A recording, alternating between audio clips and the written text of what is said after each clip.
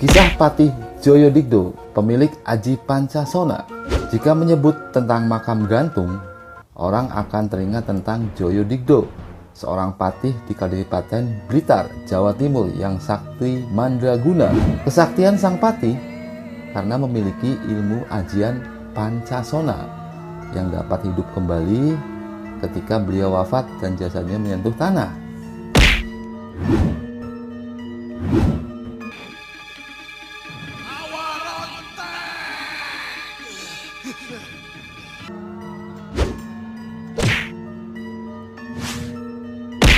Sebelum diangkat menjadi patih, Joyodigdo muda dikenal suka melakukan tirakat atau lelakon dan berpuasa sehingga mendapatkan berbagai macam ilmu kanuragan dan kedikjayaan yang dia kuasai. Bahkan, gurunya tak hanya ada dari bangsa manusia saja, tapi konon juga ada yang dari bangsa lelembut.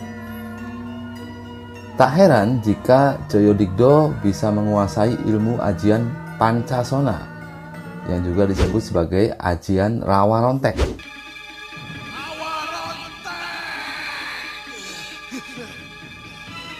Joyodigdo merupakan sahabat sekaligus pengikut Pangeran Diponegoro.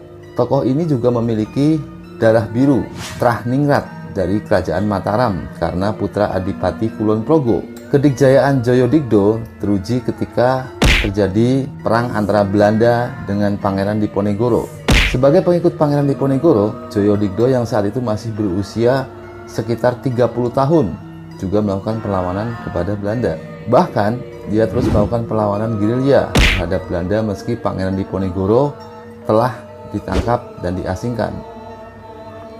Bahkan, Joyodigdo menjadi orang yang paling ditakuti oleh kompeni Belanda karena kesaktian Aji Pancasona yang dia miliki.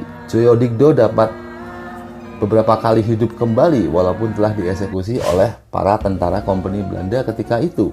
Begitu jasadnya dibuang menyentuh tanah, dia dapat hidup kembali tanpa sepengetahuan kompeni. Namun, karena saat itu wilayah Yogyakarta terlalu banyak dijaga oleh kompeni, Joyodigdo lebih memilih melakukan perlawanan gerilya bersama pengikutnya menuju ke arah timur. Dalam perjalanannya ke arah timur, di setiap pos Belanda yang lengah pasti dilakukan gerilya, hingga pada akhirnya sampailah Joyodigdo di wilayah Blitar Selatan.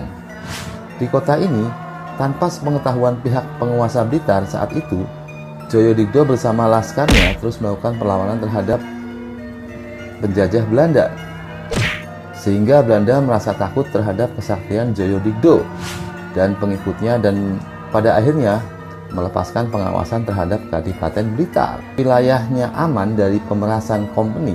Kemudian Adipati Blitar tersebut mengirim pasukan Telik Sandi untuk mencari tahu siapa sebenarnya yang telah membuat takut kompeni di wilayah Blitar. Hingga pada akhirnya Telik Sandi yang dikirim oleh sang Adipati menemukan Joyodigdo di sebuah hutan yang masuk ke wilayah Blitar Selatan. Atas perintah Adipati Blitar, Telik Sandi mengundang Joyodigdo untuk datang ke pendopo. Namun permintaan utusan Adipati Blitar ini ditolak dengan halus. Alasannya adalah Joyodigdo pada saat itu masih sibuk melatih laskar untuk mengusir kompeni. Karena tolakan halus dari Joyodigdo ini, kemudian Telik Sandi langsung pulang dan melaporkan kepada Adipati Blitar. 2 tahun kemudian, Adipati Blitar kembali mengirim utusan. Namun saat itu patih di Kadipaten Blitar mangkat dan harus segera dicarikan pengganti. Maksud Adipati mengirim utusan yang kedua adalah agar Joyodigdo bersedia menjadi patih di Kadipaten Blitar. Dan karena banyak kompeni yang meninggalkan Blitar lantaran serangan gerilya pasukannya, akhirnya Joyodigdo bersedia menerima tawaran Adipati Blitar. Sebagai seorang keturunan darah biru, Trahningrat, dan pernah tinggal di keraton, ketika diangkat menjadi patih di Kadipaten Blitar, Joyodigdo sudah tak asing lagi dengan pemerintahan. Maka sang patih pun mampu mengambil kebijakan yang sangat baik. Hal inilah yang membuat salut sang Adipati Blitar. Karena kecakapan ini kemudian sang Adipati memberinya sebidang tanah yang sekarang berada di Jalan Melati, Kota Blitar. Di tanah perdikan ini, Joyodigdo kemudian membangun sebuah rumah besar untuk keluarganya yang diberi nama Pesanggrahan Joyodigdo. Rumah yang didirikan oleh Joyodigdo ini hingga saat ini berdiri kokoh. Sebagai manusia biasa, walaupun mempunyai aji Pancasona, Joyodigdo akhirnya wafat pada tahun 1905 di usia 100 tahun lebih. Dengan ajian Pancasona, seseorang tersebut akan bisa hidup kekal abadi hingga akhir kiamat tiba. Seorang dengan ajian ini dikatakan hanya akan wafat jika tubuhnya dipisah menyeberangi sungai dan digantung agar tidak menyentuh tanah. Jika jasadnya menyentuh tanah, bagian-bagian tubuh tersebut dapat kembali bersatu dan orang yang memiliki ajian ini bisa hidup kembali. Eyang Joyodigdo dikabarkan pernah wafat sehari 3 kali, tapi tiap saat akan dikuburkan. Begitu jasadnya menyentuh tanah, dia langsung bangkit, hidup lagi, ujar juru kunci makam Lasiman usia 70 tahun kepada wartawan di lokasi makam Blitar, Jalan Melati, nomor 43 Blitar. Beliau wafat, lanjut Lasiman, karena ilmu Pancasona yang diambil dari sang guru yang memberikan ilmu tersebut.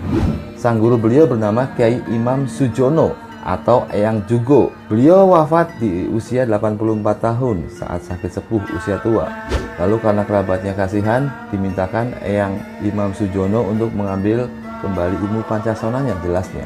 Karenanya, agar tidak hidup lagi, saat wafat, Joyodigdo makamnya digantung tidak menyentuh tanah. Jasadnya dimasukkan ke dalam peti besi, kemudian disanggah dengan 4 penyangga yang juga terbuat dari besi. Sehingga masyarakat Blitar menyebutnya dengan nama makam gantung. Makamnya terletak di Jalan Melati Blitar, Jawa Timur, sekitar 1 km dari sang makam proklamator Bung Karno. Sebagai makam seorang tokoh sakti pada zamannya, kini makam Eyang Joyodigdo pada hari-hari tertentu banyak didatangi oleh para peziarah, terutama yang datang dari kalangan spiritual.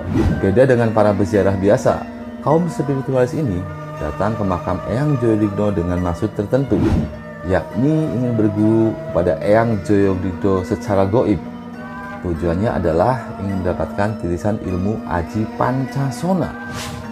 Makam Eyang Joyodigdo juga diyakini dijaga oleh 2 sosok gaib yang berwujud 2 binatang besar berupa seekor ular besar raksasa sebatang pohon kelapa serta seekor harimau loreng sebesar anak sapi. 2 sosok gaib tersebut yang menjaga makam ini konon dulunya merupakan parewangan pribadi Eyang Joyodigdo semasa hidup yang berasal dari bangsa lembut berwujud binatang. Karena kesetiaannya kepada sang majikan, hingga Eyang Joyodigdo wafat, kedua sosok gaib tersebut masih setia menunggui makam majikannya tersebut.